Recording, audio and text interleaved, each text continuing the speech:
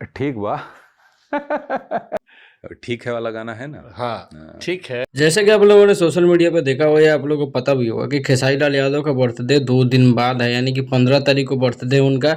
और पहला बार ऐसा मौका है कि खेसारी लाल यादव का बर्थडे सेलिब्रेट किया जाएगा। इस बीच में जो खेसारी लाल हर साल दान पुण्य वाला काम करते ही रहते हैं सालों भर, उनके बर्थडे पे उनके टीम का एक वीडियो आया, प्यारा सा वीडियो, जिसमें उनकी टीम लोगों के बीच में भोजन बांट रही है, सामान बांट रही है और ज़रूरत का सामान बांटते हुए स्टेटस लगाया है उन्होंने, वीडियो डाला है, उनकी टीम ने डाला, खेसारी लाल यादव ने नहीं डाला है।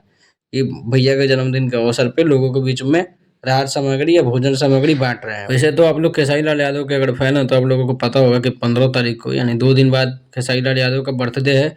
और पहला बार इसको सेलिब्रेट किया जाएगा हयात होटल, यानी हयात रीजेंसी है लखनऊ में, बहुत बड़ा रीजेंसी का चेन है वो, मतलब बहुत बड़े लेवल पर है।